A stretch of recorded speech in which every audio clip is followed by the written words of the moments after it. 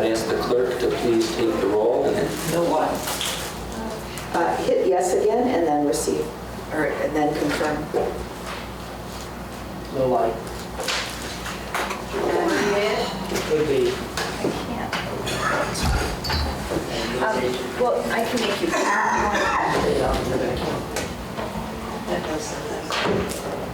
No, I can't. Or you go against the wall. we had an announcement from the clerk lady that might deal with some of those issues.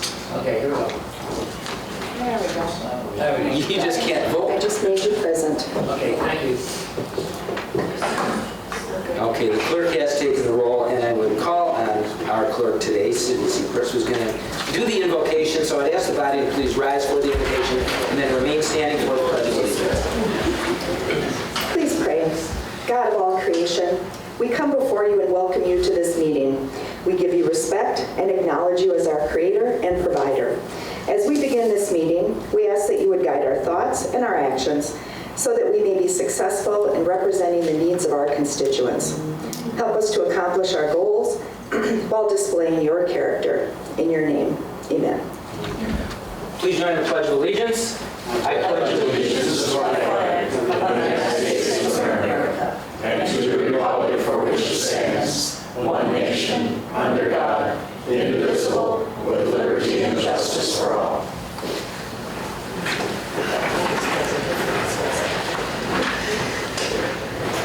Thank you. First order of business is the minutes from the previous session. I would entertain a motion to approve. I have a motion by Hamilton, a second by Fire.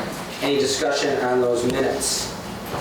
Seeing none, all in favor, please signify by aye. Aye. And opposed, that motion carries. Excusals today, we have Supervisor Zerflu. Resignations today, none. I'd like to do all these appointments at once. We have 2 vacancies on the Ethics Committee, and we had several applicants. We have selected Marla Cummings and Brittany Boyer, and then to the Board of Adjustment, Richard Witt. So without objection, I'm going to take all those together. Anybody opposed to that? Okay. So in regard to those appointments, I need a motion. I have one by Hinkle and a second by Wagner. Any discussion? All in favor, please signify by aye. Aye. And opposed, and that motion carries. Reappointments, we have none today. Public comment. Do we have any public comment today? Any? Please.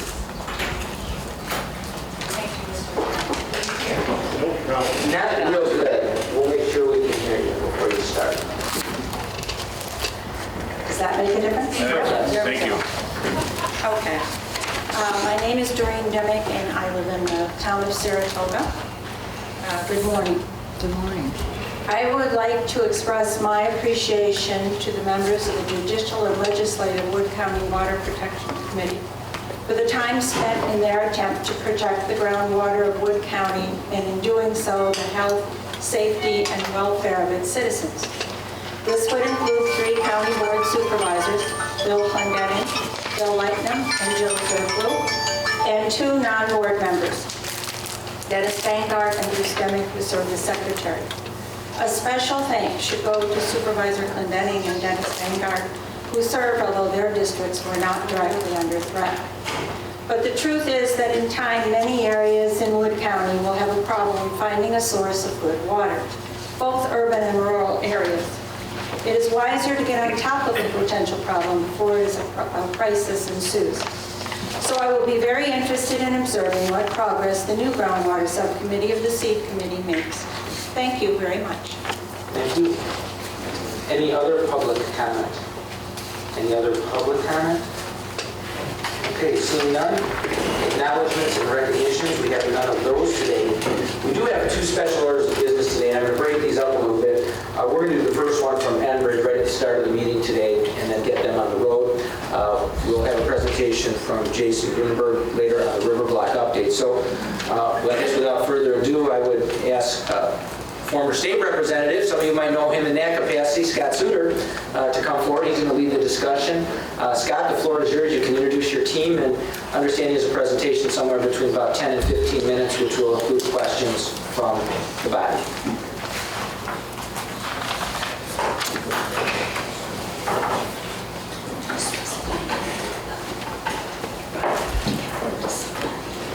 Well, good morning.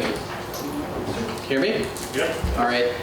First of all, as a recovering legislator, no longer a legislator. I know many of you, and I appreciate the opportunity to be here in this capacity. My name is, for those of you who don't know me, I'm Scott Suter. I handle government relations and public affairs for Wisconsin for Enbridge Energy. And I want to introduce two of my colleagues with Enbridge Energy as well. Denise Sonneman, who handles our community relations for this general area, and Mike Pankey, who's the technical supervisor for this general area of Vesper, but also for within Chicago region, which includes our portion of Wisconsin and northern Chicago, correct? And they're here to answer any questions. We're going to keep this moving. We don't want to have death by PowerPoint this morning, but we really appreciate the opportunity to present information about Enbridge and Enbridge Energy in specific. We're a North American energy company, very versatile. We have assets including geothermal, wind, solar, crude pipelines that come through Wisconsin, but we're also based in Canada and go throughout North America in at least 16 states. So as you can see, a little bit about how we deliver energy safely. Safety is really our trademark and our hallmark, and that's something we strive for each and every day, both as employees and as a company in general. As you can see, we deliver about 2.5 million barrels of crude oil in liquid petroleum throughout the United States. We handle about 5 billion cubic feet per day of natural gas as well. But we also have about 2,800 megawatts of green power. Like I said, we've got solar farms, wind farms, and we're diversifying and increasing our assets in alternative energy sources as we go along each and every year.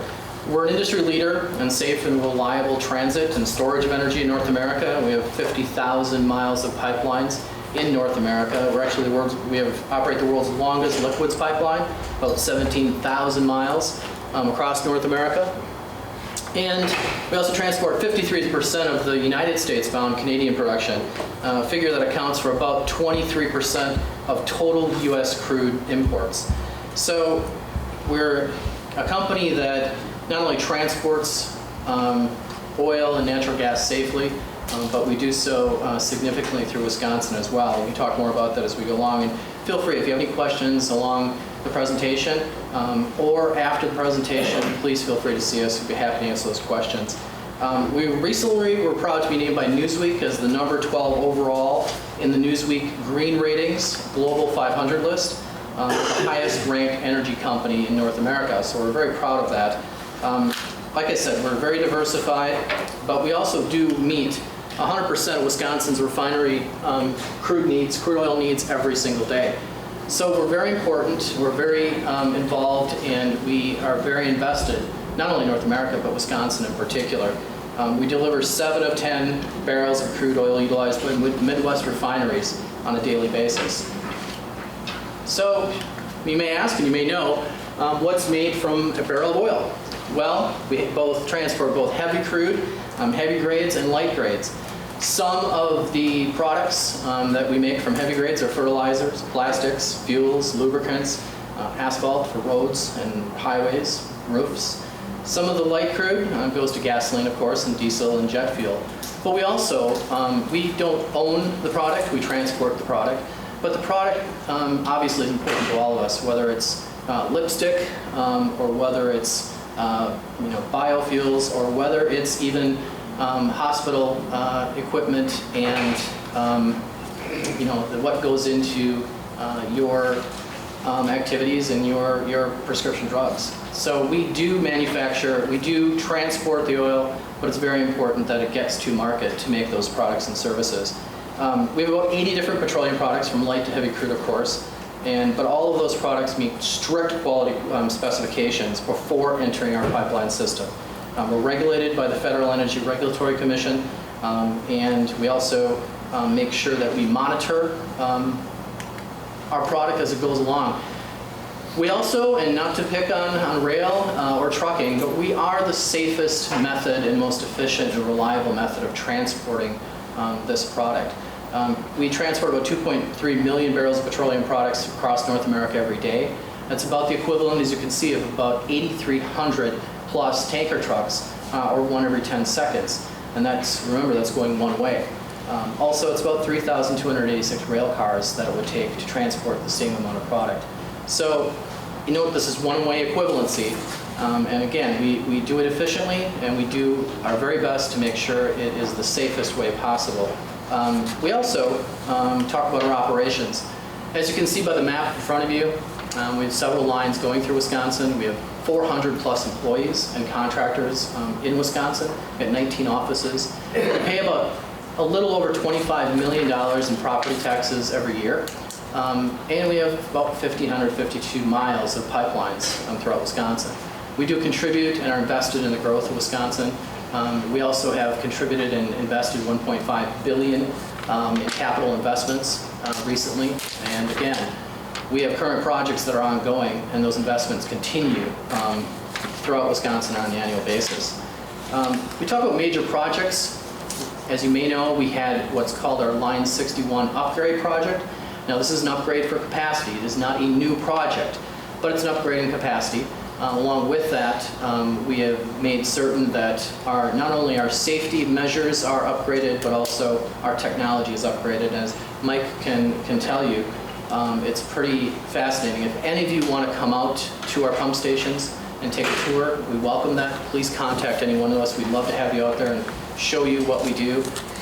It is pretty, it's for me, when I came on with Enbridge, it's pretty impressive in terms of the technology and the safety qualifications and factors that are involved in every part of the pipeline. So we transport, our line is currently running about 930,000 barrels per day. Again, we do that safely. Talking a little bit more about safety, we use the highest quality materials. We use North American steel. We have very special coatings, which Mike can talk about. He's the technical expert. Along our pipelines, we have cathodic protection. We make certain at every part of the process that safety is involved, whether it's outside the pipe, inside the pipe, monitoring, even monitoring visually, but also monitoring, as you can see, we have routine aerial patrols by helicopter and plane to make sure that safety is involved. We constantly monitor at every step of the way. We have 24-hour computerized monitoring, but we also have ongoing emergency response training, and we can shut down that pipeline at any time, and we do so whether or not, if there is a call, or if there is a suspicion, or if we see that there is a drop in pressure, we can either do that manually or we can do it electronically. And we do that whether or not we know exactly what's going on. We will shut down the pipeline for safety factors. It's just what we do. It's not necessary, required, but we do it because it's the right thing to do for our communities. So we also want to talk just a little bit briefly about some of our safe community grant programs and our investment programs. We're very heavily invested in Wisconsin. We have about 38 different community organizations in 17 Wisconsin counties that we are supporting. We provide safe community grants, and Denise helps us do outreach, and for emergency responders along our line, we want to make sure, and you can please tell your colleagues this, every year we offer what are called safe community grants. It's roughly between $750 and $1,000, sometimes a little more, to help emergency responders along our line, whether they're fire departments, emergency management departments, and any type of really emergency responders, ambulance services, etc. We provide those grants to make sure that those departments along our line have the resources to work with us for emergency response. It's just something we do it every year. So please pass that along. You can apply for that online. There's more information in your packets, in your folders, and we really encourage folks to apply for that. It's something we absolutely believe in, but we also do community investment. We also are now working on scholarships for two-year institutions, including technical colleges and UW colleges. So we want to partner with you on those, and we want to be active, involved, and invested community members in Wisconsin and our communities, because like Mike and Denise and myself, we live in those communities. Our families live, work, and raise our kids there. So we want to make sure we're good partners, and Enbridge is not only about safety, but about community partnership and making sure we're doing the right thing and making sure we're also emergency prepared. So with that, I just want to once again say thank you. Open up for any questions, and I know you have a tight schedule today, but thank you very much for allowing us to come to your chamber today and talk a little bit about what we do, a little bit about our people, our commitment to safety, and our commitment to community. And please let us know if you have more questions about those Safe Community Grants or our Community Investment Program, or if you want to see our facilities. We're absolutely happy to. We're a very transparent company, and we want to work with you, and we value both you and your constituents. So please let us know, and if you have any questions, happy to answer any, or we'll be around later as well. Yes, sir. Supervisor Lightning. Thank you, Scott. Thank you for your team coming to talk to us today. I think I heard you mention the word safety maybe 3-4 times. Seeing an Enbridge pipeline goes right through my district. I'm concerned for the residents in the district. Could one of the three of you comment briefly? The worst pipeline spill in U.S. history was the Kalamazoo River spill, and I believe that was Enbridge. What have you done in the years since the Kalamazoo spill was supposedly cleaned up to prevent that from ever happening again? And then I'd like to ask a question about Sandpiper too, if I could, but Kalamazoo first. Sure. Kalamazoo was a release that we acknowledge, and we also have done everything in our power, and our responsibility was to make it right. Actually, Enbridge took me to Kalamazoo and took our team to Kalamazoo to show us. We are a different company following that spill. We have learned a great deal from that spill, and we are also have made significant investments in both safety and emergency response since that spill. It's something we acknowledge. It's something we have worked with the communities around Kalamazoo, and we have made it right. We have, and we continue to do so. This is something we are not going to forget, and it's also part of our culture at Enbridge to make sure that we continually every day focus on safety. So it is, it happened, and we acknowledge it, and we have made significant investments and changes in our culture to acknowledge that. Mike, do you have anything you want to add? Yeah, I mean, one thing is first is acknowledging your failures, right? And bettering yourself from those failures. And we have the company to try to become a world-class in safety. We've invested $4.5 billion in our integrity since 2012 of our pipeline systems to try to avoid ever having an incident like that again. So yes, we have invested in our infrastructure. We don't want that incident to ever happen in any other location that we've had. So yeah, hope that's answered your question. Okay, and then if I could follow up on Sandpiper. As I understand it, you might have to help me a little bit here, but Sandpiper is a spur from the North Dakota fields to Duluth, and apparently there's a great deal of concern in Minnesota. The governor there, environmental groups there, have virtually shut down Sandpiper. Can you comment on that? With regard to Sandpiper, it's still within the regulatory process, and I don't do government relations in Minnesota, and that's not a cop-out. Sandpiper is it's a project which you're correct is currently, if you want to phrase it, as on hold. But I can't comment on the regulatory framework in terms of the decision making. Yes, there is some concern. There always is with regard to any project, be it pipeline or rail or even transmission. But we're working with regulators, with the governor, with both sides of the aisle in Minnesota to satisfy their concerns, and working with their version of the Public Service Commission to follow all the rules and regulations. So all I can say is that it's still in that process, but I can't comment on the internal workings because you'd have to ask the Minnesota legislature about that, sir. So thank you for the question. Supervisor Clendening. Thank you, Mr. Chairman. Welcome, County. Thank you. You mentioned grants, and you also mentioned that along the line. I know your municipality does not have to have a line going through it to apply for grants. Is that true?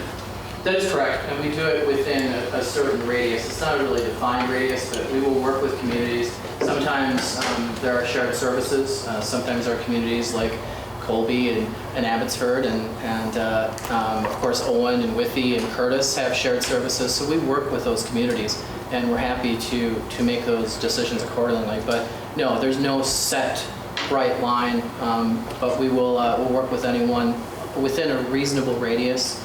But we want to make sure those emergency responders have the tools and equipment to respond, not only to any type of spill, but also to make sure their departments are ready to protect our communities like we live and work in. Yeah, the Wood County, the fire trailer, the training trailer, we donated, over $20,000 to that trailer for that Wood County thing, so. I want to get that plug in, because I'm from the county right around. Now, I will say this, we have a limited supply, and we're fighting with Illinois to get our fair share, but we do also, when our trucks, our equipment, our large 4x4 trucks come out of service, they're still in great condition, just have a few more miles on them, we also donate them to local emergency departments and fire departments, etc. So keep that in mind as well.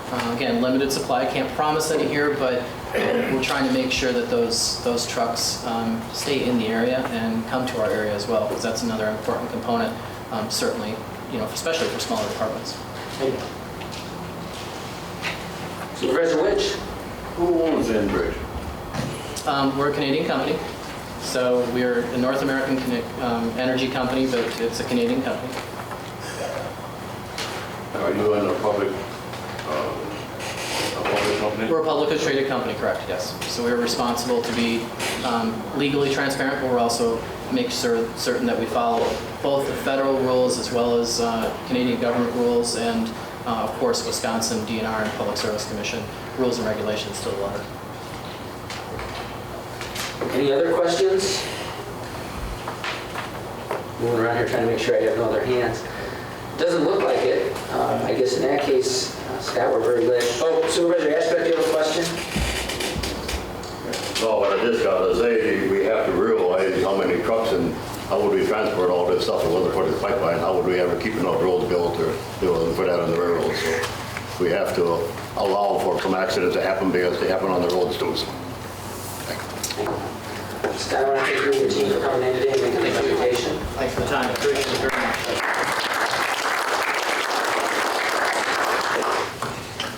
And if you have an extra one of those folders, I think our clerk wanted one of those for minutes, if we have one of those somewhere. You can leave it down there. People listed also, Supervisor Wagner got a copy of that the other day too, so those ones. Going into the committee meeting minutes, page 6, the executive committee of Tuesday, August 8th on 6, 7, and 8. I'm not going to continue to read the entire title of this next committee. We're just going to call it the subcommittee. The subcommittee met on Wednesday, July 13th on page 9 and 10.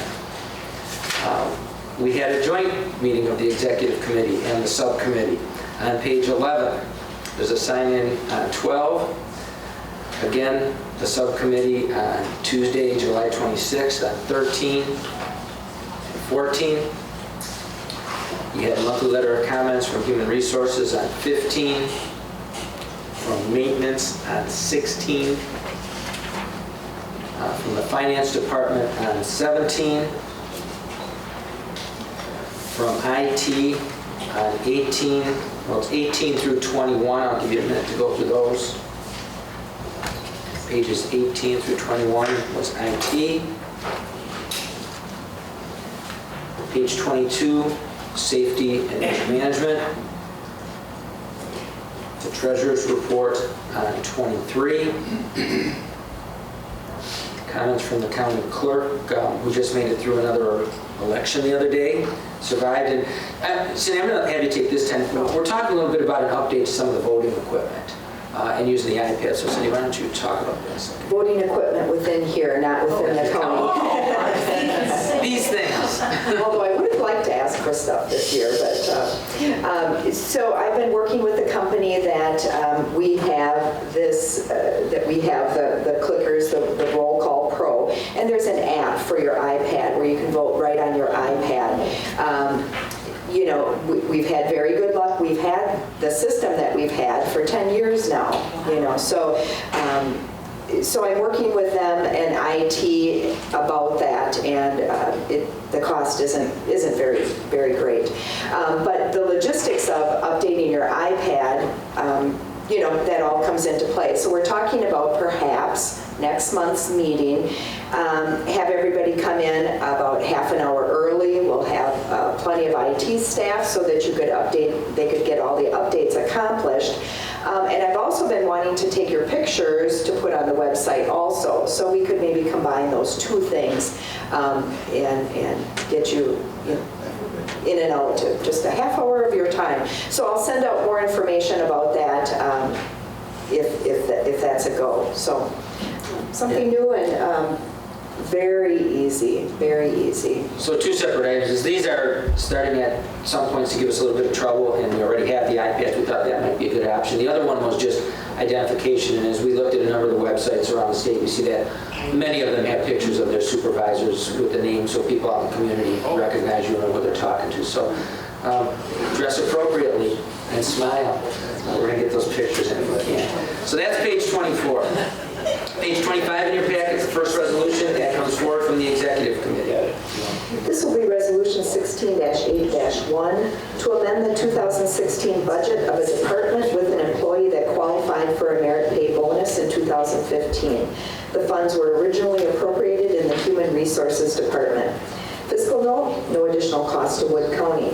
The appropriation to be transferred was appropriated in Human Resources programs and was anticipated to be transferred to the department approved for merit pay bonus. The adjustment to the budget totals $1,531. Okay, you've heard the reading of the resolution. I have a motion by Hamilton, a second by Holcamp. Any discussion on this resolution? Any discussion? Please vote.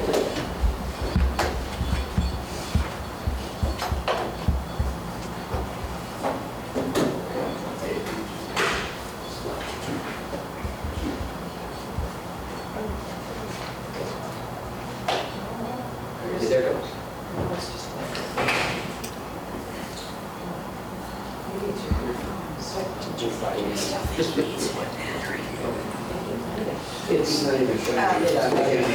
I guess hit your, whichever your choice was again, and then confirm. I did. You did. Do it again. Other than that, perhaps moving. We haven't had that issue in a long time. Especially not with him.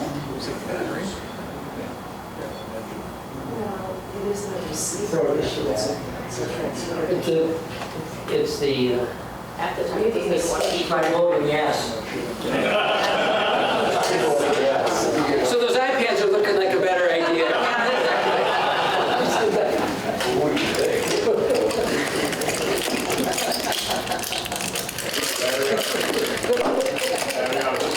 Not that it's. No, we have to do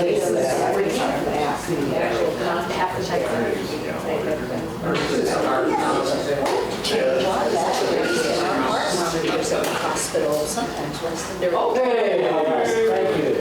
Yeah, I mean, they just. See, it wasn't like. Thank you. It wasn't you. Passed unanimously.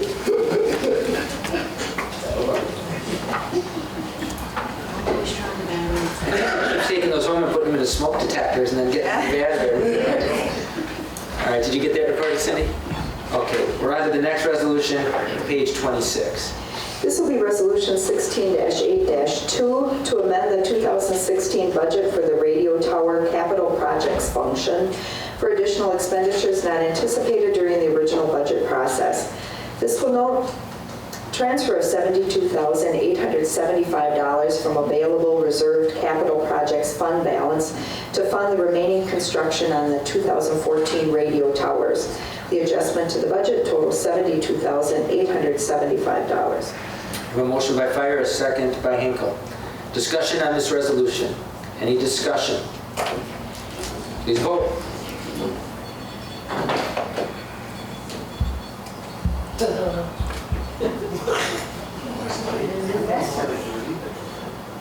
It's moving down. Getting that resolution passed unanimously. Thank you.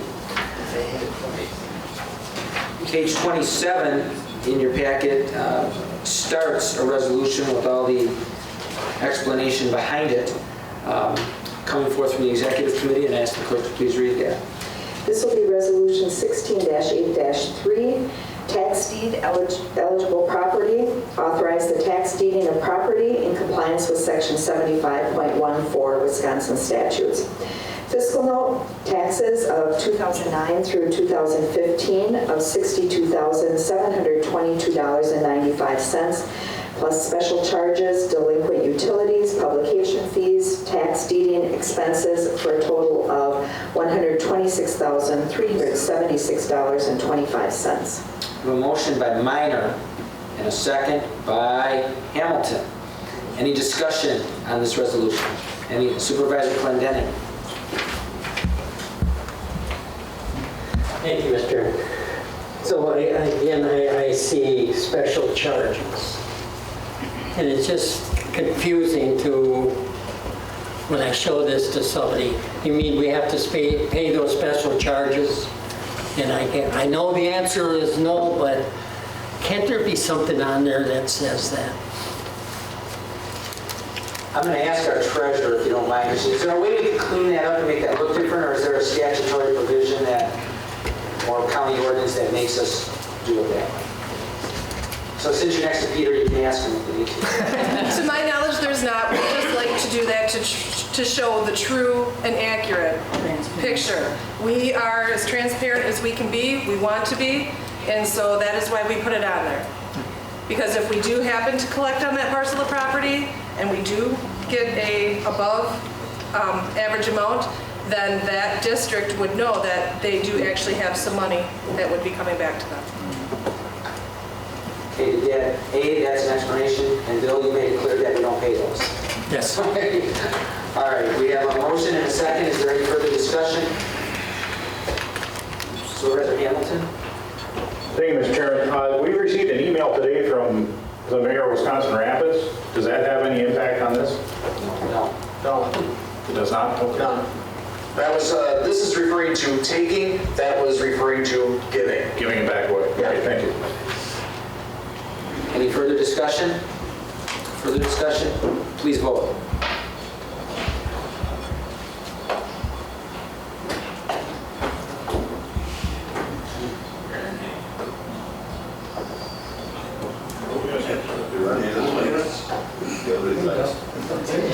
That resolution again passed unanimously. Page 31 in your packet, minutes of the Health and Human Services Committee of July 28th. That's 30.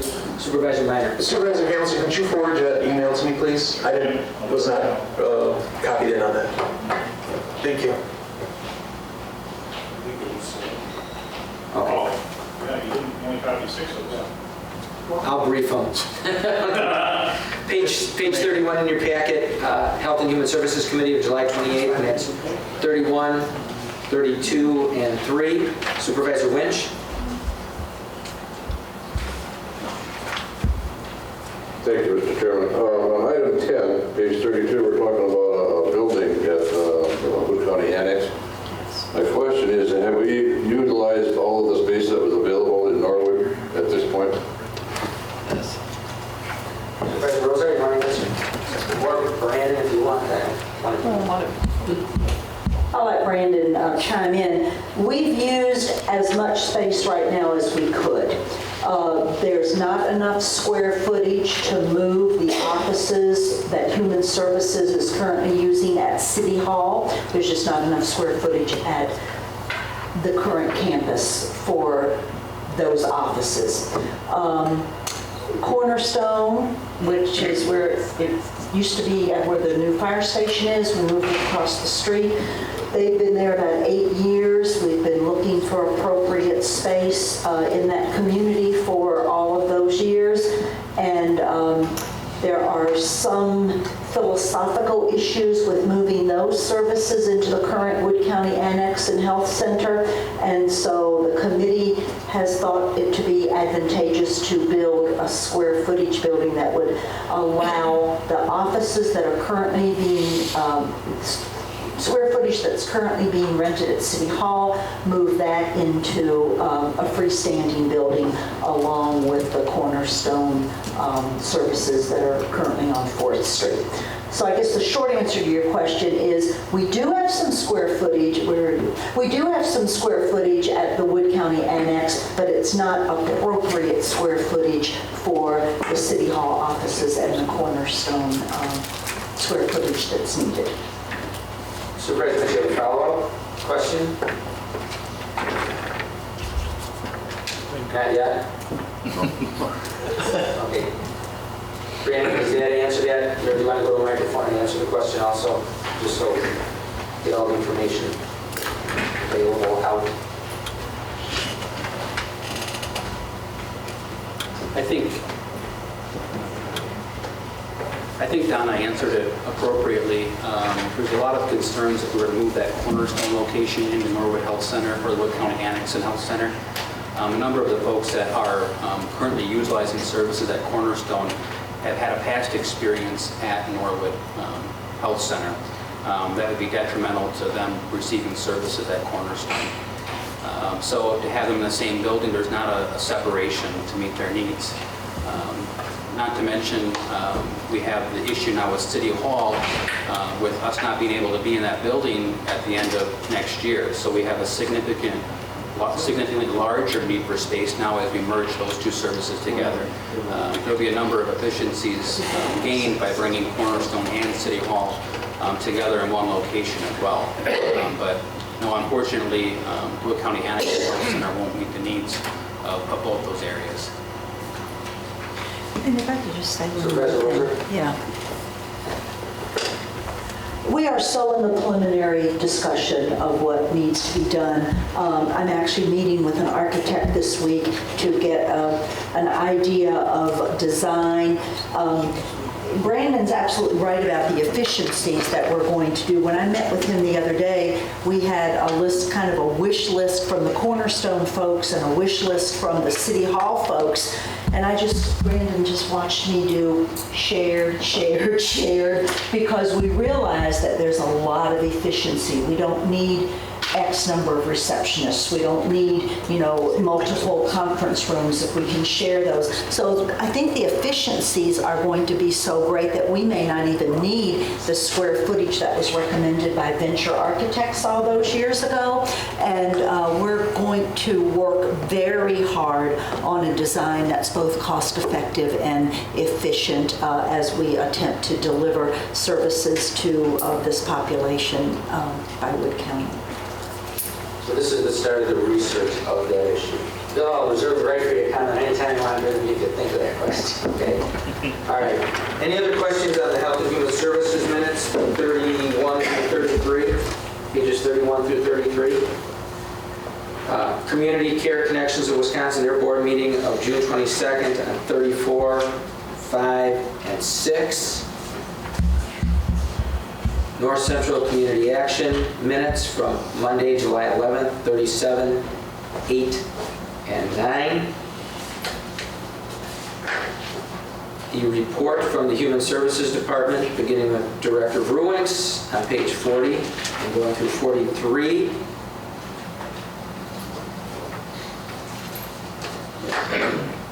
Health Department's monthly report, 44, 5, and 6.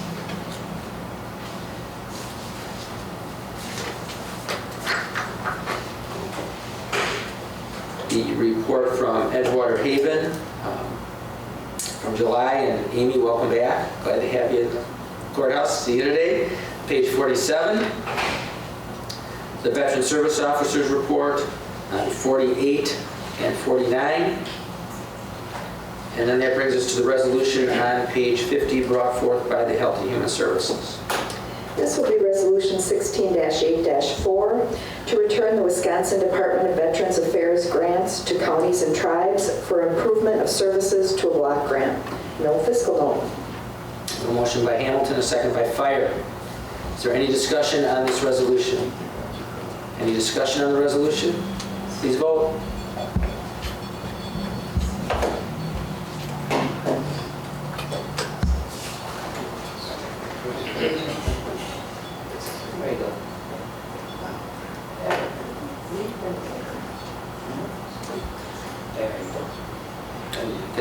resolution passed unanimously. Page 51 in your packet, another resolution from Health and Human Services. This will be Resolution 16-8-5 to oppose efforts to regionalize or make county veteran service officers optional. No fiscal loan. A motion by Fire, a second by Bride. Discussion on this resolution. Discussion on this resolution. Seeing none, please vote.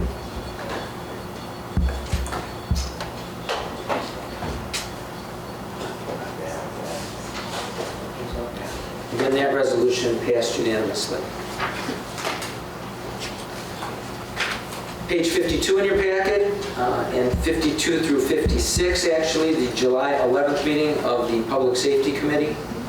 52, 3, 4, 5, and 6. Any questions on public safety? The Seed Committee minutes from Thursday, July August 4th, beginning on 57. Going through 62, I'll give you a minute to go through those. There's quite a few pages there, 57 through 62.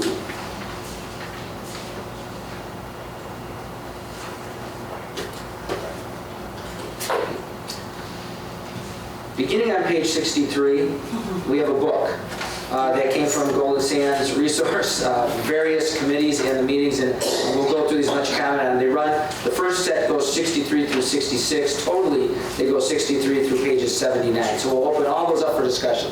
Supervisor Clendening. Thank you, Mr. Chairman. I'm responsible for that book, although not the author. The reason is because it's, rather than waiting so long for the minutes, immediately after our meeting with Golden Sands RCD, we voted that we would have the minutes sent to the different municipalities. That way there's not a month overdue, and besides that, people have quicker to take things that are in the minutes to their oversight committee. So I'm responsible for it and proud of it. Okay, does anybody have any questions? Now that we've assigned the lane. All right, Supervisor Engel. I would just like to know, on page 71, there's a mention of a demo forest in Wood County. I know where the previous one had been. Do you know who it is or where it is, Bill? No, I don't. And they didn't give a name because they didn't have it, but yes, we just got a demo forest here. And I can't even tell you where it is, but yes, they finally got one. Thank you. That will be in the next report. All right, any other questions on Golden Sands? Any of their general business or committee meetings? Okay, seeing none. That takes to page 80, and 80 through 83 is the minutes of the North Central ITBEC Board.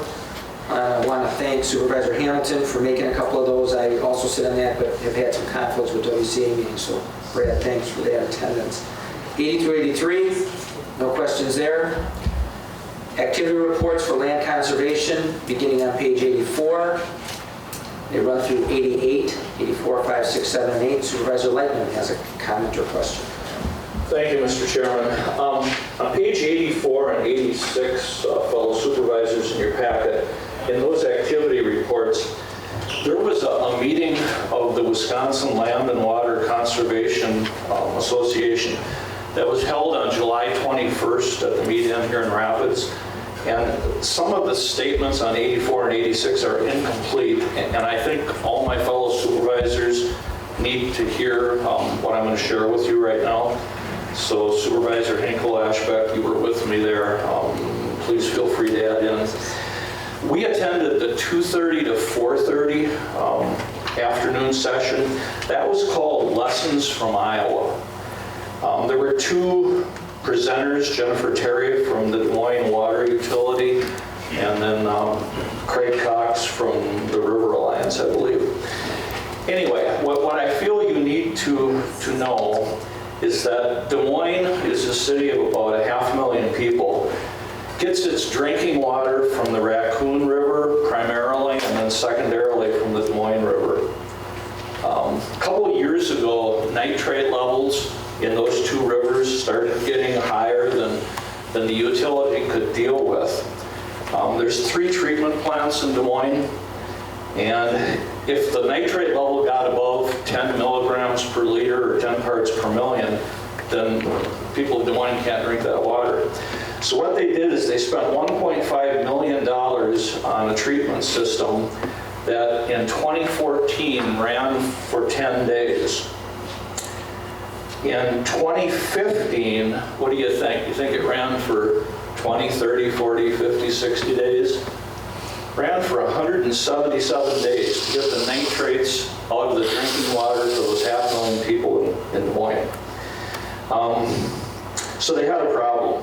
Since December of 2015, it's run continuously, every single day. To fix the problem with nitrates in central Iowa, $80 million, $80 million fix. The governor of Iowa, Terry Bronsted, refused to help.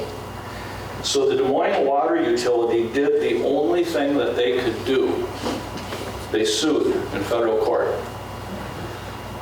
They sued 3 northwestern Iowa counties, Buena Vista, Sac, and Calhoun, for polluting the water supply of Des Moines, Iowa.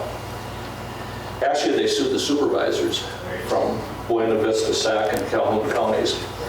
That was Jennifer Terry's part because she came from the water utility. The next speaker was Craig Cox from the Water Alliance. And again, remember the title here, it's Lessons from Iowa. He started out by saying, and I have to tell you, he was the worst monotone. You could hardly hear the man. I moved up front and I couldn't hardly hear him from the front third of the crowd. But he said, we have a serious crisis here in Iowa. He said, this is a public health issue. And he said, we're out of time in Des Moines, Iowa, central Iowa. So he offered some fixes. Here's some things he said, as best I could hear them. He said, number 1, voluntary programs don't work. They need to be mandatory. Number 2, he said, grass waterways, buffer strips, they don't work either. Number 3, he said, all farming should be regulated. And then number 4 is where he picked up the applause. He said to all those county cons in attendance, he said, we have to get out of the thought process, I'm quoting this now, that we have to pay farmers to do conservation measures. That's not a citizen's responsibility.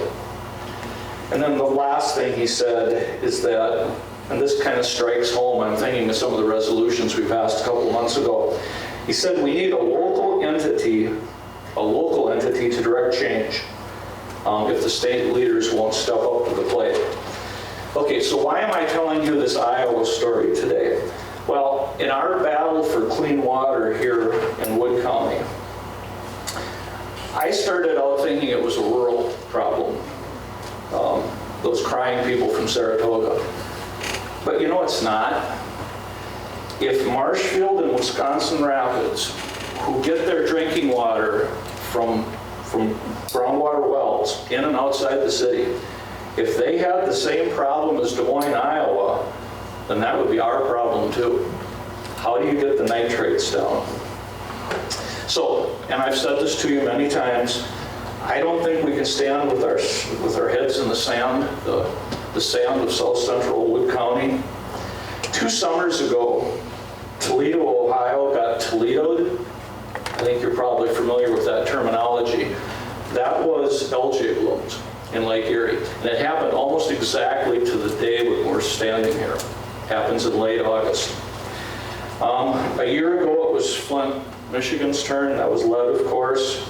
Now I'm talking to you about Des Moines. So anyway, as State Senator Julie Lassa stood here and told you about a year ago, we need to be proactive. I don't think we're doing enough. My job as a supervisor is to see that Wood County doesn't get Iowa'd or Toledo'd or have happen here what happened in Flint, Michigan. And I'm just not getting enough help. I'll just put that out there to you. So finally, the 2-hour presentation we listened to, All of you didn't have a chance to hear it, but the three of us did. Remember the lessons of Iowa. Thank you, Mr. Chairman. Thank you. Supervisor Hinkle. Thank you, Mr. Chairman. I just want to clarify something that Craig Cox said. He said that voluntary conservation efforts were not working. He didn't say that buffer strips weren't working. That environmental working group recommends regulating and requiring buffer strips of 50 or more feet around every waterway. It was a little difficult to understand what he was saying, but I went online and looked at his presentations in the past, and that's what he actually was trying to get across. Thank you. Any other comments on the Land and Water Conservation Department monthly report, 84 through 88? 84 through 88. Okay, beginning on page 8, Supervisor Hinkle. Did you? Thank you, Mr. Chairman. I wanted to report to the county board about the ordinance that was referred to us last month. In the interest of getting things moving, I immediately set up a joint meeting with the Health and Human Services Committee. There were 24 people that attended that meeting, and we had a very interesting conversation with both a wide range of opinions on how the ordinance was worded and what the effect might not be. The Health and Human Services Committee, by consensus, kind of said, okay, you go with it and let the health officer report to us as far as any effects from whatever we decide, and we will have that on our agenda in September and work on it further. So we are working at it. Supervisor Ashcraft. Well, if I recall, we had a seed meeting at the Aaron farm there, and we took a farm tour out there, and the gentleman showed us how he's doing to get the phosphorus out of his well there. All the money I spent himself and to improve the water quality of Milk Creek, but I haven't heard anybody tell any stories about that. So. Any other? Supervisor Clinton? Thank you, Mr. Chairman. I wasn't at that committee on Monday, but my understanding is that as far as the participation with the Health and Human Services Committee, that it's only the nurse that will be involved and not the committee. The health officer. That's just the health officer. And I thought this county board made a motion to have a meeting with those two committees on water. No, they didn't. Okay, I guess I got my answer. I'll look it up. Supervisor Roper. When that ordinance was referred to the seed committee, if I recall, our corporate counsel stood up and made kind of a suggestion that multiple committees maybe look at this, and we felt that it was important for the Health and Human Services Committee to be involved initially because of the human health hazard language that was in that ordinance. I thought that the committee members had some wonderful suggestions and comments, and I think it was a very worthwhile joint meeting, but the consensus, as Supervisor Hinkle said, is that they got the input now from the Health and Human Services Committee members, and our health officer was there, and with that input, there's no reason that the seed committee cannot do that now without the Health and Human Services committee input, but the health officer needs to continue to be involved because of that language about the human health hazards, and make sure that her input, her expertise and input is received so that the ordinance can really be as strong as it can be from a public health perspective. If you don't mind, Mr. Chairman, I'd like to make another comment about Supervisor Clendenny. I had the privilege of attending a national public health meeting in St. Louis last week. We had a rather extensive presentation from the folks from Flint, Michigan that dealt with that order. It was the most enlightening, and the domino effect of what happened up there that caused this crisis was absolutely a fascinating thing to learn. How they had to fire up a 50-year-old plant that hadn't worked for 50 years, and the corrosion because Detroit, Michigan decided to terminate the contract in a year instead of allowing them 2 years to get online with water being pumped out of the lake. That presentation is going to be online, and I'm going to make sure that that gets posted, because it was a fascinating historical perspective of how that situation occurred in Flint, Michigan, and I think that would also be instructive to us as we look at all these situations that have happened across the country. Thank you. Still on 84 to 88. 84 to 88. Any questions, comments? Okay. Beginning on page 89, the reports from UW Extension, beginning with Peter Manley's. And those are 89 through 92. 89 through 92. Questions or comments on any of those? Page 93 in our packet is the resolution brought forth by the Seed and Health and Human Services Committees. This will be Resolution 16-8-6 to authorize the submittal of a state grant application and the subsequent appropriation of county funds and outside donations for an agriculture and household hazardous waste clean sweep program for Wood County in 2017. Fiscal note, county funds of $20,000, anticipated state grants of $9,000. Heard the reading of the resolution. I have a motion by Supervisor Bry, a second by Supervisor Lightnum. Supervisor Clendenning. I appreciate having this clean sweep. However, it was not discussed at the Seed Committee, but since it's being held up in the Marshfield area and on that day, it was discussed at the Health and Human Services, I believe, in which people from Wisconsin Rapids, I collect a lot of this stuff and store it, such as paint and things like that. But if I went up there with a truckload of 8 gallons of paint, they probably would not accept it. And I think there should be accommodations made for that. Somebody shouldn't have to run up to Marshfield or come down here to Wisconsin Rapids with a gallon of paint. If they got a neighbor going to be going down there too. So I hope that there'd be some accommodations made for that. But I just have a question. The Seed Committee signed this. Mm-hmm. And I think you said the Seed Committee did. We did this. We approved this, but not what he's putting out. Oh, I'm sorry, but you're talking about the transportation and delivery of, gotcha. All right. And it is something we did discuss there, and I know we accommodate that. All right. Any other discussion on the resolution? Any other discussion? No? Please vote.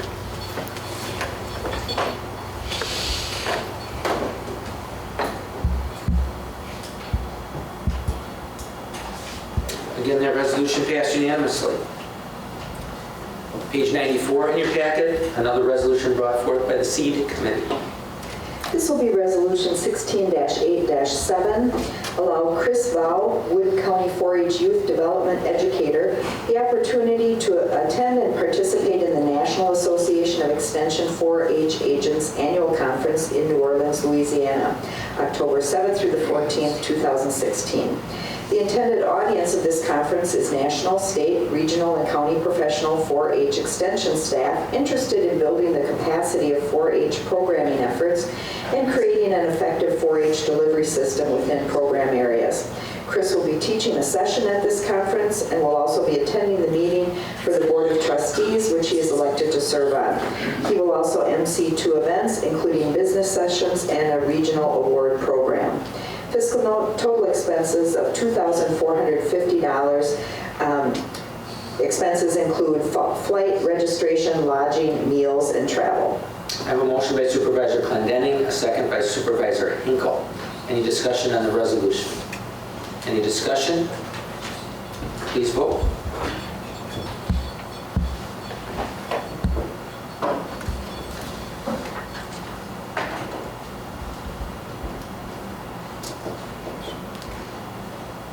Bob, you're not confirmed yet. Ashbeck. There we go. That resolution passed 18-0.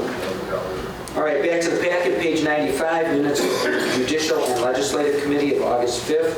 That's 95, 6, and 7. Minutes of the J&L Wood County Water Protection Subcommittee of August 1st on 98 and 99. Wood County Criminal Justice Task Force minutes on 100, 101, Supervisor Roser. So I just have a comment about this Wood County Criminal Justice Task Force minutes. I don't know if there's like a template on minutes, but there was no indication of who attended this meeting. There was no indication of who took the minutes. I don't know.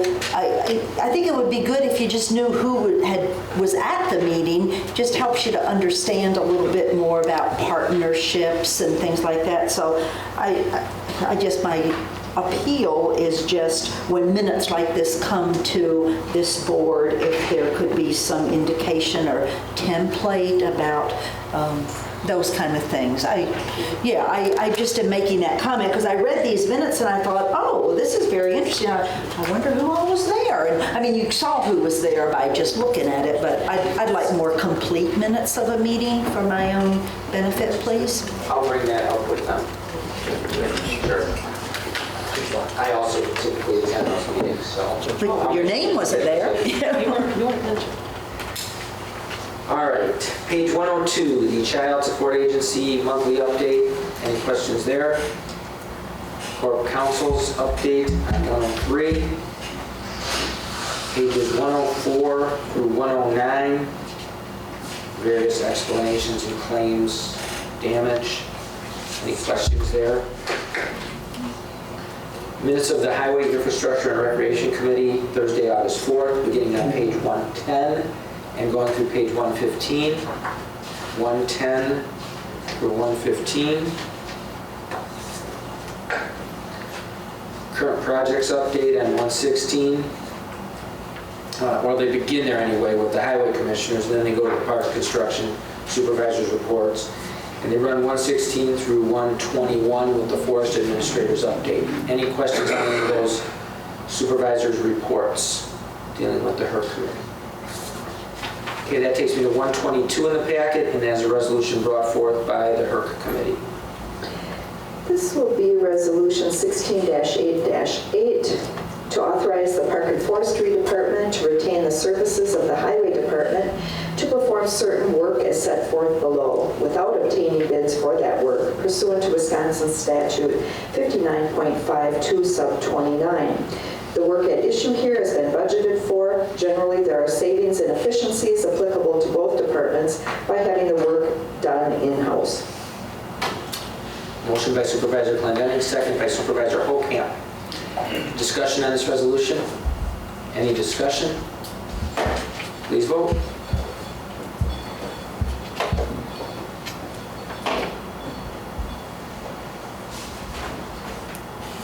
Then that resolution passed unanimously. And as long as I have Chad in the back and from the Parks Department, sometimes communication, we get criticized about that way that occurs in the county when something happens. But we had a huge storm come through. At the time, we had a very big event in Wisconsin Rapids. And I can tell you the cooperation of the Parks Department under Chad's direction, Emergency Management under Steve Cruisers, the volunteer fire departments, the police organizations, everybody involved.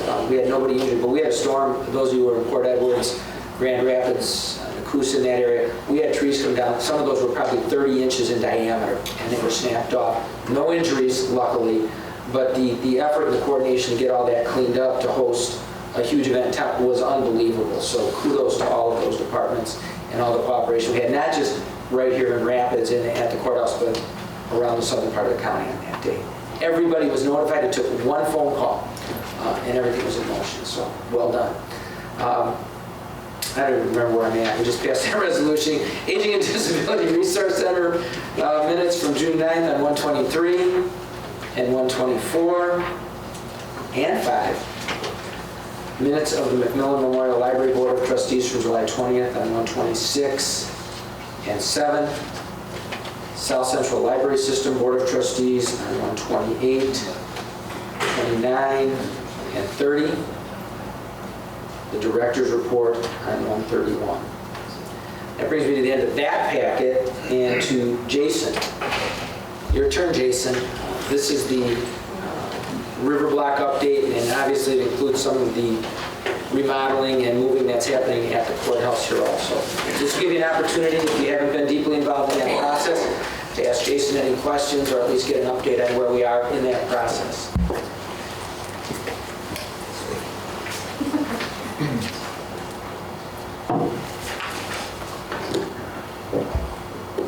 Morning, everyone. To start off here, I just want to point out I have a copy of my update that I handed out this morning, so you should all have a print copy to follow along with. It may sound like a broken record, but I want to start off by thanking everybody that's been involved in this project from starting about last year this time. The executive committee, the full board for support, as well as the subcommittee for maintaining focus on this project. Also want to remind you too, I know there's a lot of rumors going on out there, what's happening, who's moving, who's not moving, that type of thing. And that's going to happen with a big project like this. It affects every department in the county and probably half the staff in the county. If those rumors come up, I really can't address all of them, but please feel free to contact me. You have my email, you have my cell phone number, I'm pretty sure. In the office pretty often and very accessible, so please contact me directly if things come up like that. A lot of progress has been made the last few months of River Block. Just in my inbox, email that the day I received updated floor plans for River Block, and really haven't had a chance to comb through all the details of those. But I did place a copy of those in the county board Dropbox under the River Block directory, so please look at those. And those floor plans will be reviewed at the subcommittee meeting following county board today. And not a whole lot of changes we're seeing there. We're seeing minor details being addressed that have been brought up since the original floor plans were released earlier in 2016. The power supply that we have for River Block is currently provided through Consolidated Water Power Company. And we're looking at signing a contract with them, but before we do that, we need more information on the provision of service and reliability and things like that before we sign with them. And that, again, we will be talking about at the subcommittee meeting following county board.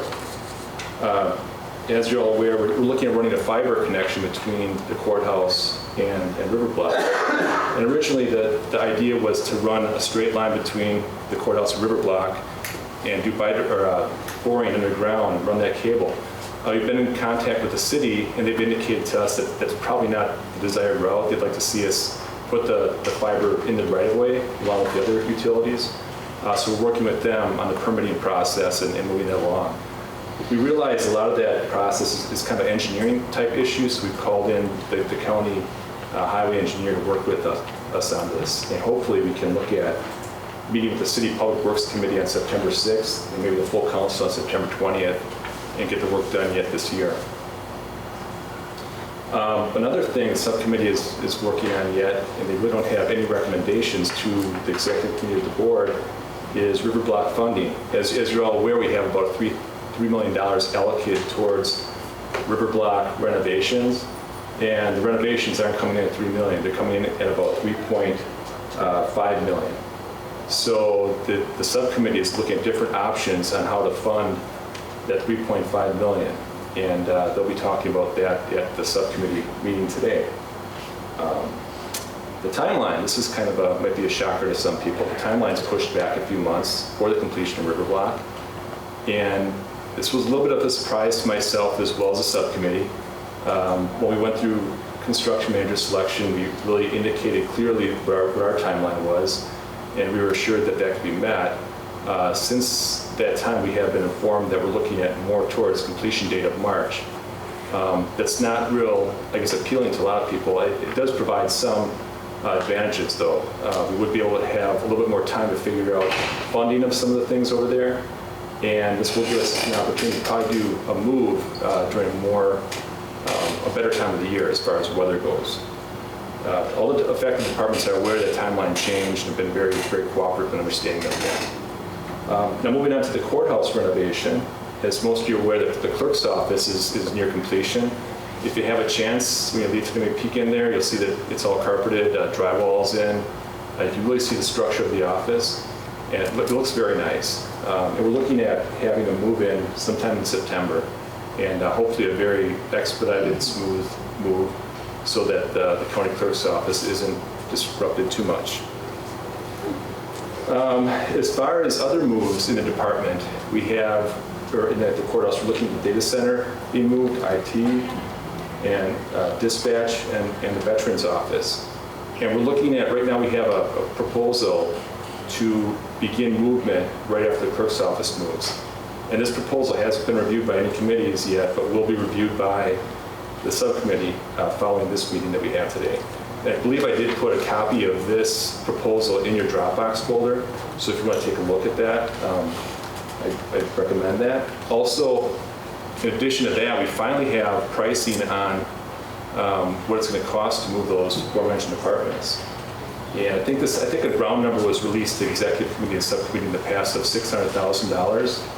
And the latest itemized breakdown is right at about $655,000. And again, that itemized breakdown hasn't been released to any committees yet. Will be discussed in the meeting following the county board today.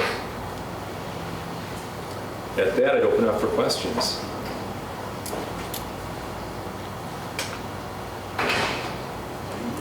So I moved kind of quick here, trying to get us out of here for the 11 o'clock meeting we have. So. Or you can attend the meeting if you'd like. All right, no questions for Jason? Well, that brings me to the date of the next county board meeting, September 20th. I would encourage, how many people we have signed up for the conference?